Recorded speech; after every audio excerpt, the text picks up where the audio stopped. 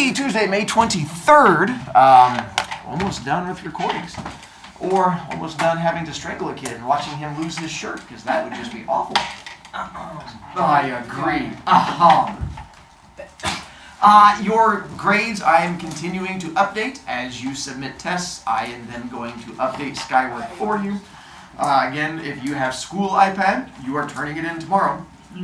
Sorry, hiccup. Listening to the announcements that come on, and tomorrow will be all of your announcements as we go through and do stuff from there. Again, if there's already a kid standing there, you don't stand and wait in line, you have a seat, so I wouldn't have to flick you in the ear, because that would just be awful. And my shirt is the very first hero shirt from 20 years ago. I actually just made this shirt myself just to go, no, you're not cutting in front of him. Because you're a leader, and leaders make good choices. Leaders should lead the line. And I actually made the shirt just for myself, just to taunt kids at camp, and then kids got so excited I had to end up making it into a shirt, which is why the first hero shirt just had my face on it. Sure you mean that O in the best possible way.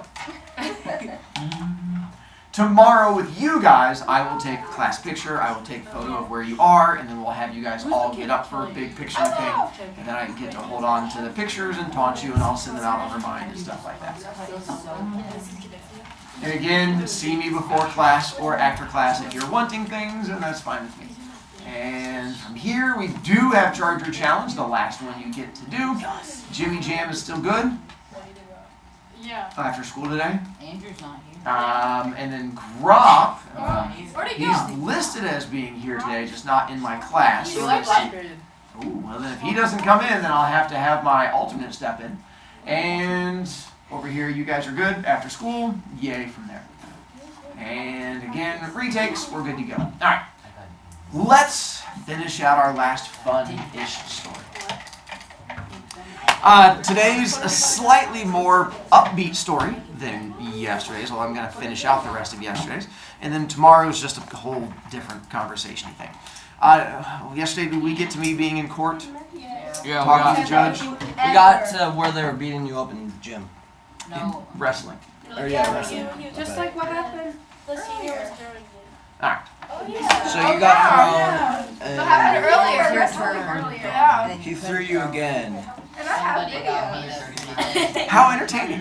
So, we got to, after school, them all meeting and getting together at the thing, and the coach talking to us, and then we got to them being mean to me. Oh yeah, we got to show this picture, didn't we? Yeah. And then we got to me, which was 135 You got pounds. so where he goes. And Laos. Oh, I guess you gotta go again. Louse, and he gets to throw me again. Nice. Alright.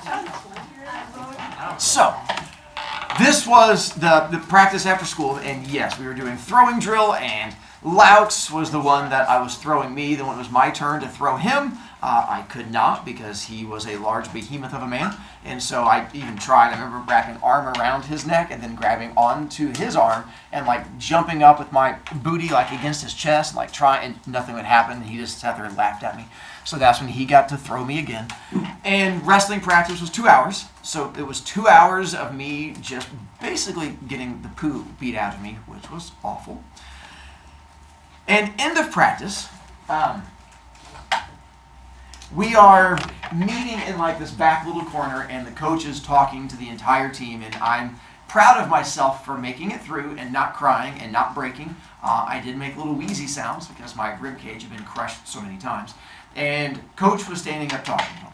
This is Coach Knotts, who is the one that was the coach. Over there was Coach Powers, but Coach Knotts was the one leading it. And Coach Knotts was like, all right, I think practice today was pretty good, and I think we've made a good impression, and things have gone pretty far. But I can tell from looking around the room in here that several of you still have some aggression you need to work out, and you are probably not the happiest. And I want to give you a chance to work through those emotions. So I think it's best if you guys do that as a team. And the two coaches turn and walk out of the room, leaving all of the wrestlers in the room together. And all of the upperclassmen, juniors and seniors, turned to look at me and smile. And I knew things were not going to go well. And they decided to then take things a step further. And we had a thing that was called a wrestling dummy, which is like a big fake person. It weighed about 100 pounds. It was stuffed, looks like this, and it's like if you did not have a partner that you could throw, then you would use the wrestling dummy to practice. And they picked me up and held me against the wrestling dummy. And then they used what's called mat tape, which is the tape that uses to tape the mats together. It's super wide and super strong, used to hold 1,000-pound mats together. And they taped me to the dummy. And so arm, leg, around my body, and then around my head to it. And then they took turns holding it up and then running and like flying, tackling it, and just hitting me over and over and over again. When they got tired of doing that, they started like swinging me through the air and like throwing me, and then I would just like poof and then land and get the wind knocked out of me again. They did that till they got tired. Then they threw me into a corner, upside down, while I was still strapped to that, and they just turned out the lights and left. And I had no idea how long I was going to be in there. I didn't know if a custodian was going to come by. I was in there for probably 15, 20 minutes, just contemplating how awful life was and the fact that I deserved what happened to me because I had made the poor choice. And it's hard to blame other people when you yourself are the idiot.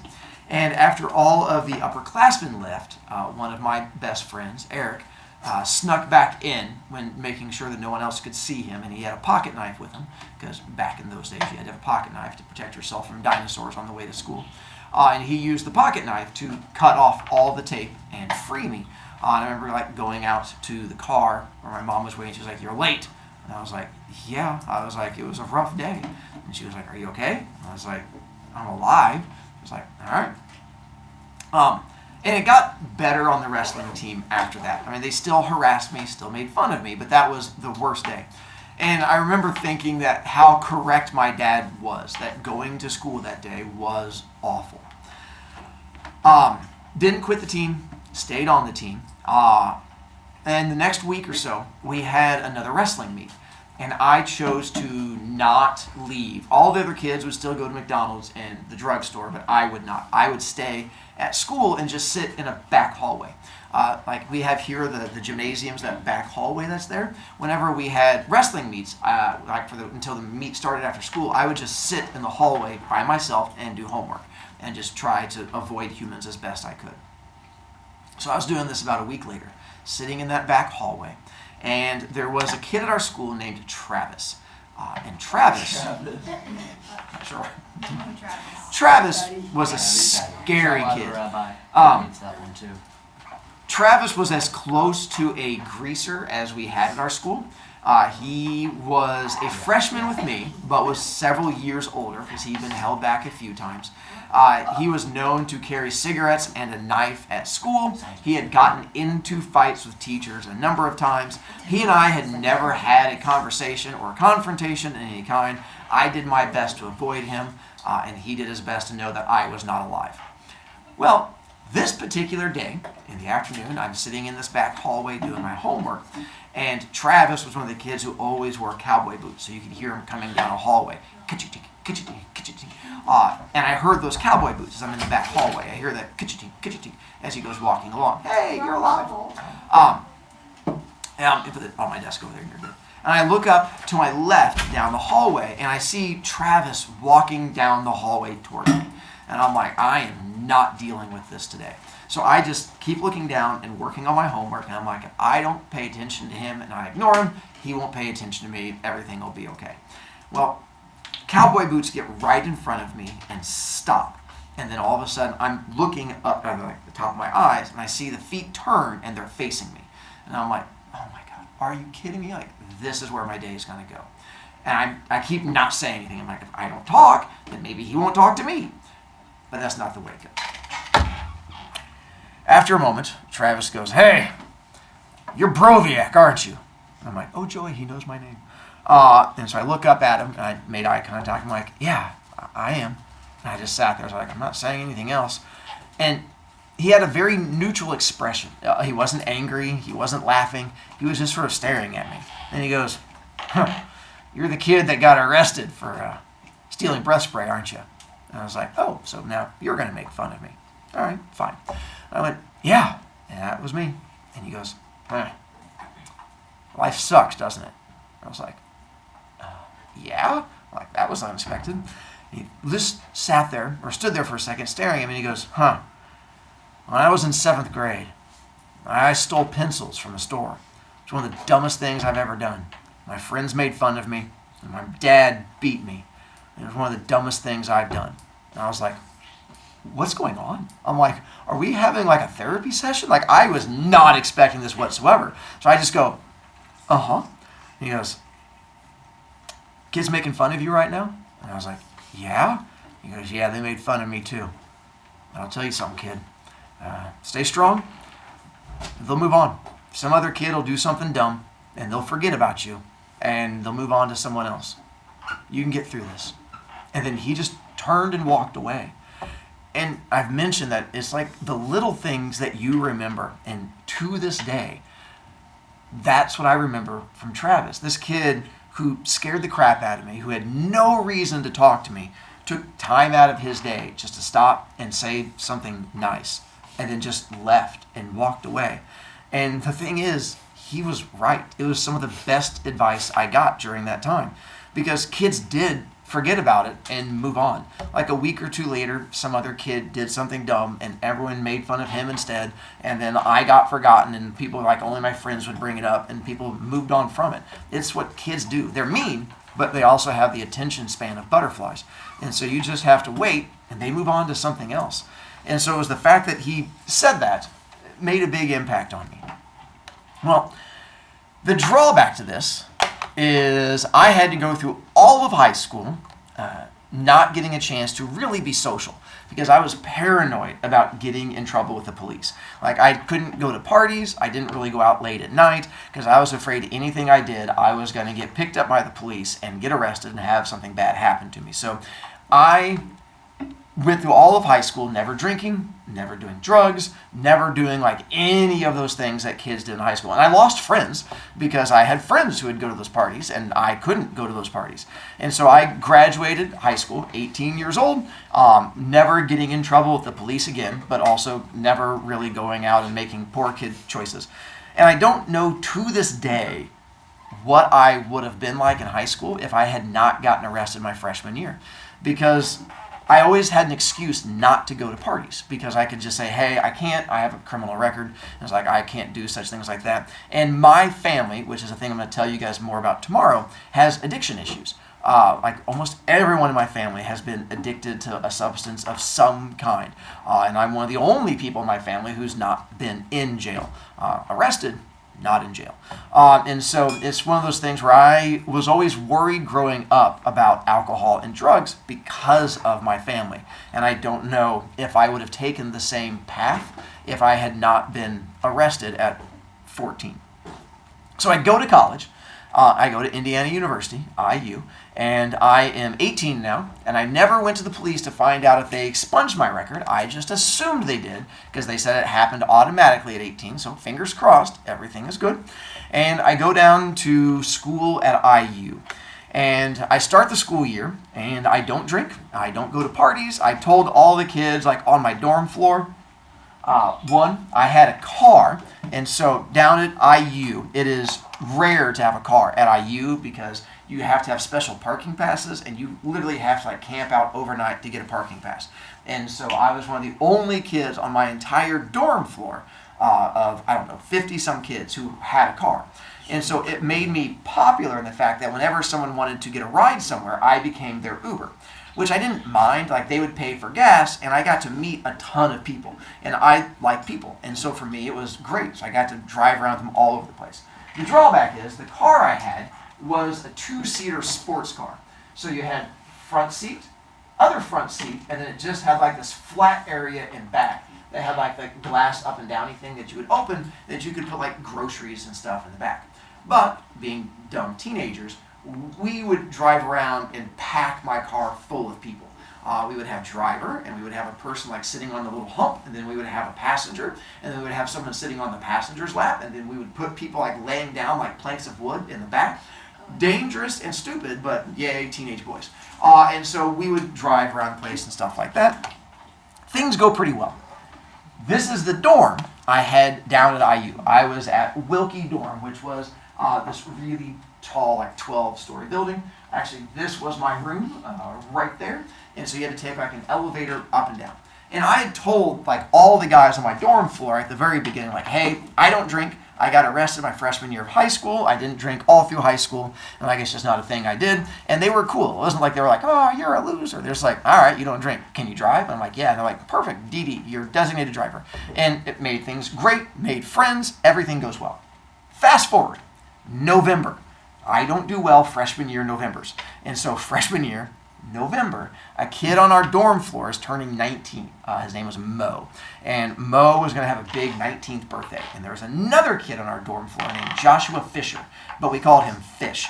Fish was an interesting friend. He was the one that was that chaotic, fun friend, but was kind of scary.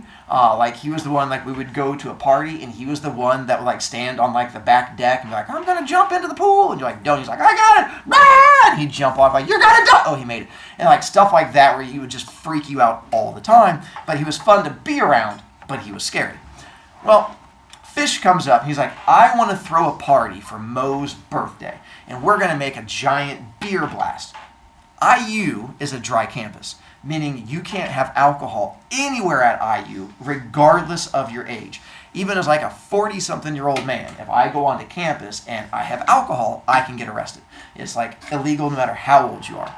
Fish, yeah. I think I was on campus like a couple of weeks ago. I think they have alcohol there. I think they still have. It's still dry. If you're at a restaurant, that's different. I mean, like at dorms and stuff like that. Even if like I go to visit my kid, I can't have alcohol with me in the dorm visiting a kid. At restaurants is different. That's a different thing because that's not on campus. And so, hey, you're alive. So Fish says, I want to throw this big beer blast, this big party for Mo, and have a bunch of people come over. I knew this sounded like a bad idea because I was like, there's no way that we're not going to be able to get caught because you're going to have like 20 people in this tiny room and you're going to have a whole bunch of beer and people are going to get caught and arrested.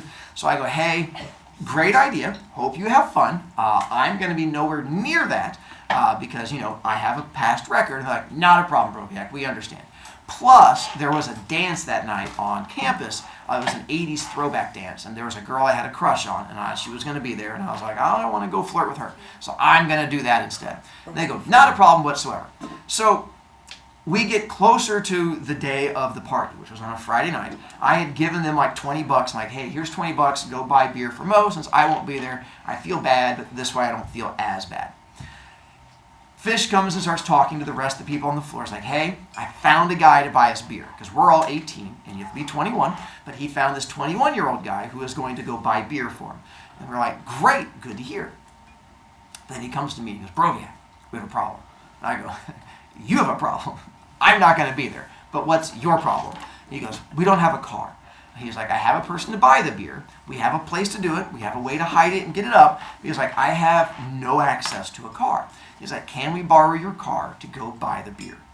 And my thought was, heck no. Because Fish was going to take my car like off a cliff, or he's going to drive it on two wheels, or he was going to drag race. I didn't know. But the idea of him being in my car, I knew was not going to come back in one piece. So I go, my parents would kill me if I let anyone drive my car. So I'm like, that's not going to work. But I mean, keep looking. I wish you the best of luck. And he goes, well, all right, how about this? How about you drive the car? And I go, what? He goes, you drive the car with the 21-year-old to go buy the beer. And I go, I don't know the 21-year-old. I'm not going to drive around with some dude I don't know doing illegal activities, so that's going to be another hard pass. And he goes, well, what if I go with you? And I go, we have a two-seater car. He goes, no, I'll just sit in the back. And I go, oh. I'm like, no part of this sounds like a good idea. I'm like, keep looking for a car. So I figured, no big deal. I say, you can't use my car. We move on. Friday comes, day of the party. Fish comes to me that afternoon. He goes, man, I cannot find a car. And he pulls out like this wad of money. He's like, I've collected money from everybody. He's like, I've got the 21-year-old ready to go. He's like, I just need a car. Please let me use yours. And I, again, knew I couldn't let him use my car, so I go, all right, fine. I don't want you guys to have to not have the party because I feel bad that I'm not going to be there already. And the guys on the floor are really friendly and great, so I go, fine. I'll drive. And the 21-year-old will sit next to me, and then you can just sit in this back little area, and then that should be fine. And so we decided to drive around in my little sports car, and we're going to drive around until we can buy beer. Well, again, in Bloomington, it is illegal to be in the parking lot of a liquor store if you're under 21, because there's no reason to even be there. So me being in the parking lot, already illegal. And then the fact that we were going to be putting beer in the back of my car, also illegal. And then the fact that I'm underage is like 3 times illegal. I'm like, so just being in the car, I start sweating and freaking out. So we start driving around, going to liquor stores. And he's buying cases of beer. Like, they limit you to only like 2, like you guys buy like Mountain Dew or Pepsi, like that block. It was the same thing, but full of beer. And they limited you to like 2 each place you went. So we had to keep stopping multiple places. And we kept buying these cases of beer and putting them in the back of my car. Well, it got to the point where we had so much beer packed into the back of my car with fish laying on top of all of these cases of beer that my car was driving with like the nose up in the air and like the back of it was like scraping the ground. And I'm like, this is not going to end well. I'm like, we are going to get caught. I was like, we have to be done and stop. So eventually he was like, all right, I think we have enough. And he's like, we'll just use the rest of the money for food. And I'm like, perfect. I'm like, we're done. I'm like, let's go back. So we head back to the dorm. We get to the dorm, and I end up parking right over here in this area. And I park so that the back of my car is facing out of the little parking spot, so that way we can lift it up, pull the stuff out, and be good to go. Fish and the 21-year-old, still have no idea what the guy's name was. They had brought hockey bags. If you don't know hockey bags, they're like giant duffel bags that you can put hockey stuff in. And they brought these giant duffel bags to throw all the beer into, and then they were going to carry that up to the dorm floor. Problem is that it was so heavy you couldn't lift it without it looking really suspicious. And so I'm seeing them like throwing all the beer into the hockey bags. I'm like, all right, this is not going to work either. Plus, I did not want to be standing there while they were doing this because I still didn't even drink it all. So I go, all right, I have an idea.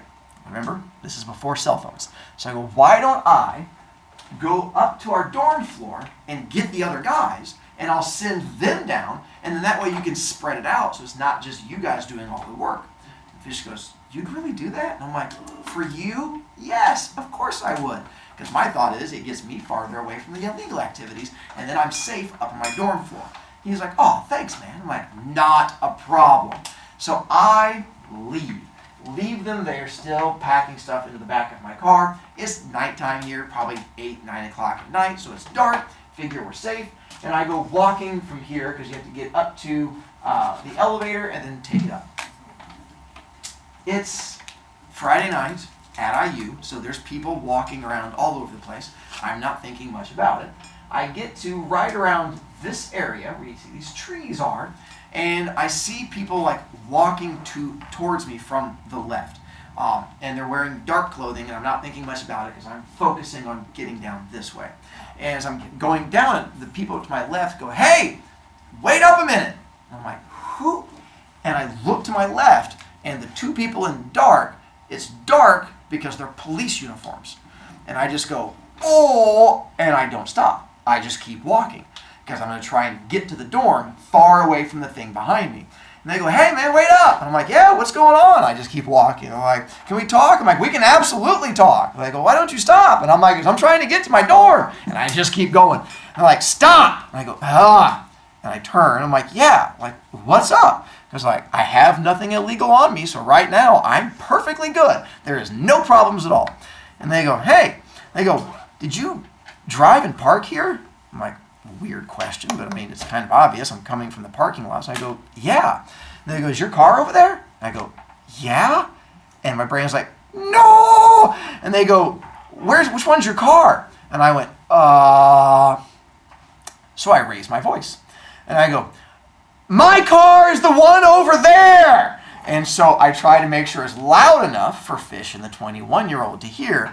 And I go, it's right over there is where my car is.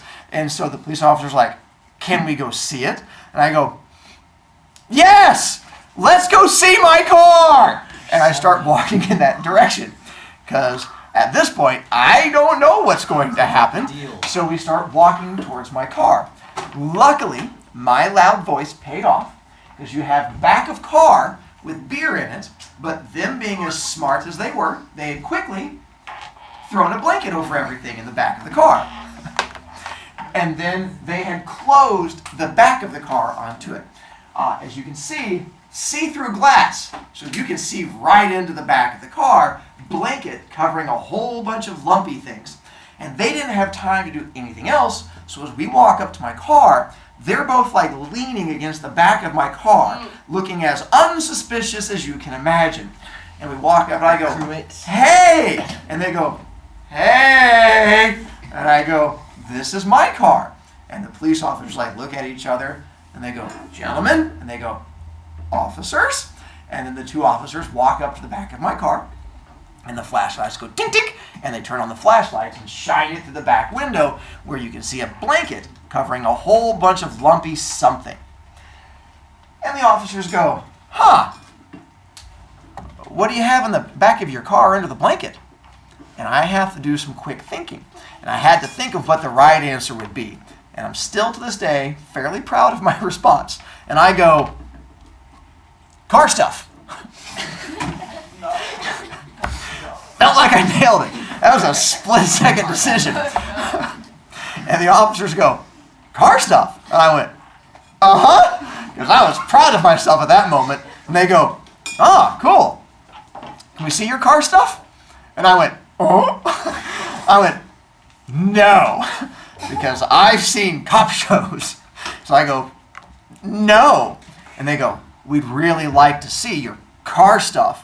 And I go, "No," because I haven't seen that many cop shows. And I'm like, "I prefer you not see my car stuff." And they go, "Son, we would like for you to open the back of your car." And I go, "No." They go, "Well, you have two choices." And I go, "Uh-huh." They go, "Your first choice is you go ahead and open up the back of your car, and then we're going to pull the blanket back, and we're going to check out your car stuff." And I go, "And the other option?"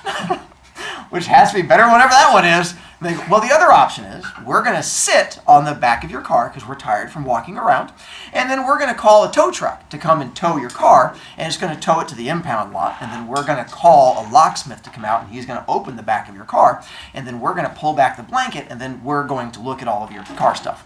And as long as it's just car stuff, then I will personally apologize to you, and we'll bring your car back. But if it's not car stuff, and it happens to be something else, then we're going to come back and we're going to arrest you, and then you're going to have to pay for the towing, for the impound, and for the locksmith, and we're going to have to then come back and arrest you. Which option would you like?" Well, I know it's not car stuff. So option A involves me getting arrested. Option B involves me getting arrested and paying a whole bunch of fines. So I'm like, well, both of them involve me getting arrested, but at least one of them is cheaper. So I go, "I'll open up the back of your car, or back of my car." And they go, "Good choice." So I got out my car key, and I was like, tink, tink, and I unlocked it. And I remember it to this day. The two police officers stepped up, and they pulled the blanket back. And as one, they both go, "Damn, that's a lot of beer." And I was like, "Oh, that's not good." At no point does the conversation start that way and end with, "You're good to go." And I'm like, that's not going to happen. And I was like, oh. So the two officers then turned to look at the three of us. And they go, "Gentlemen, whose car is this?" And the 21-year-old and Fish both go, "His," and point to me. I'll be honest. I considered not claiming my car. There was a moment where I thought about just going, "I don't know who it belongs to," and then just walking away and just being like, "I missed that car," but I knew my parents would kill me if I was just like, "Yeah, my car's gone, don't ask questions." I didn't think that would go over well. So I was like, well, I'm going to have to claim it. So I just go, "Yeah, that's my car." They go, "Your car?" I go, "Uh-huh." They go, "Your car, your beer." And then they look to the 21-year-old and Fish, and they go, "Gentlemen, you're free to go." Because not their car, they're not responsible. And they go, "We are?" The cop goes, "Unless you want to step," and they took off running, and they were gone. And the two officers turned to me, and they go, "Son, you're under arrest for possession of alcohol." And I was like, "I don't even drink." And he goes, "Yeah, neither do I. And I'm like, no, I'm serious. And they put handcuffs on me. And then I had to sit down on like the little curb right here, and they called a police car to come pick me up. And I had to get into the back of the police. I got to sit in the back of the police car this time. I moved up to the big leagues, and they took me down to the police station. I did have to get my photo taken with the little thing in front of me. I would love to show it to you, but by the time I started telling this story, they'd already gotten rid of all the stuff that I use. So that thing's like in a trash pile burned somewhere, because I would happily show you 18-year-old me looking depressed with a little thing in front of me. And so they did the little fingerprint thing and all of that. And then being 18 years old, once they process you, you're done. And they just let you go. And so they're like, son, you're done. Show up for court. And the problem was they had driven me to the police station, which was like 3 miles from my dorm. And I didn't have my car because it was back there. And so I then had to like walk 3 miles home in the middle of the night to get back to where my car was. And they had taken possession of all the beer and put it in the back of their car, and I'm sure they had quite the party that weekend. Needless to say, Mo's birthday party did not happen. I did not go to flirt with the girl because I was a little on the depressed side, and gesundheit, things went downhill from there. But it's okay. It gets worse. So from there, I had to tell my parents that I got arrested. Because at some point, I knew that they were, like, something was going to get mailed home, and I wanted to be the first ones to tell them. So, knowing that my family has a history of substance abuse, I knew it was not going to be an easy conversation. And so, I waited till Thanksgiving, because I figured everyone would be in a good mood. That's when you break news to family. So, Thanksgiving, I was home with my family, and I remember, like, calling my mom and my stepdad in, and I was like, hey, I need to tell you something. They're like, what's up? I go, I got arrested again. They're like, you're shoplifting? I go, no, I learned my lesson on that one. That was in the past. They're like, what did you do? And I go, possession of alcohol. They're like, what? And I had, was caught with, I think they said it was like 130 cans of beer or something like that. Some ridiculous amount that I had. And I was like, for possession of alcohol. And my mom just goes, how long have you been drinking? And I go, well, I don't drink. I'm like, because of Uncle Bruce and because of him, I was like, I don't. And she didn't believe me. Because I remember, she was like, hon, you have to be honest. We can't get you help if you aren't honest. And I'm like, no, I'm honest. I'm like, I don't drink. She goes, hon, no one has 130 cans of beer if they don't drink. And I'm like, no, I was like, I'm just an idiot. I'm like, I don't drink. She goes, hon, no one is that big of an idiot. I'm like, I'm that big of an idiot. And it's really hard to convince your parents that you're just stupid and not an alcoholic. And that night, she actually called 2 of my best friends and made them come over to our house Thanksgiving night. And they made me go into a separate room, and they interrogated my 2 best friends. And they were like, how long has he been drinking? I'm like, he doesn't drink. They're like, he was arrested for alcohol. Like, oh, he's just an idiot. And I still remember my mom coming out of the room with my friends behind. She's like, oh, thank God you're just stupid. And I'm like, thanks. I'm like, I feel so good about that. And so I got to have that little bonding thing. On top of that, when you're underage and you get arrested for alcohol possession, you go to rehab. It's just required. So at 18, I got to go to alcohol rehab as someone who did not drink. So that was also an entertaining experience I had to go through, which was 4 Saturdays I had to give up from like 8:30 to 4:30, and I had to sit in a courtroom with a whole bunch of really scary people, and I had to have it explained to me about the dangers of alcohol and why you should not drink while you were underage.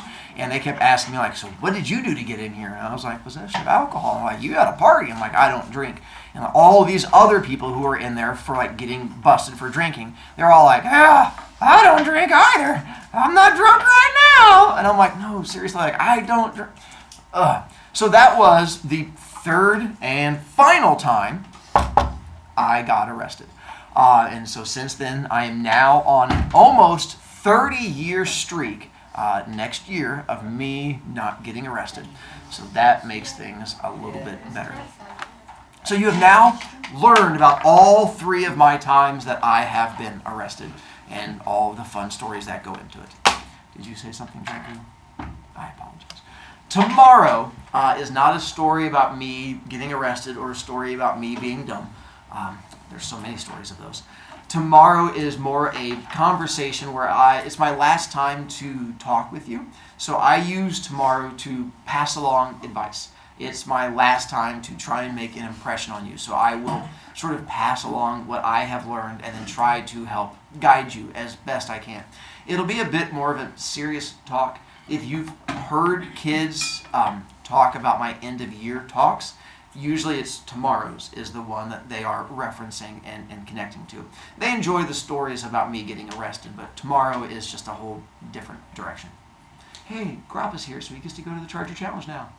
What's up, Jimmy Jam? That possession of alcohol go in your permanent record? That's a good question, because I was 18, so I'm assuming it was on there.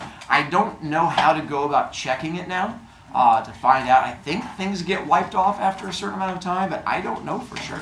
There is every chance that it might still be listed somewhere that I got arrested at 18. So that is a solid question that I have no desire to find out about. Wait. So, how long do you think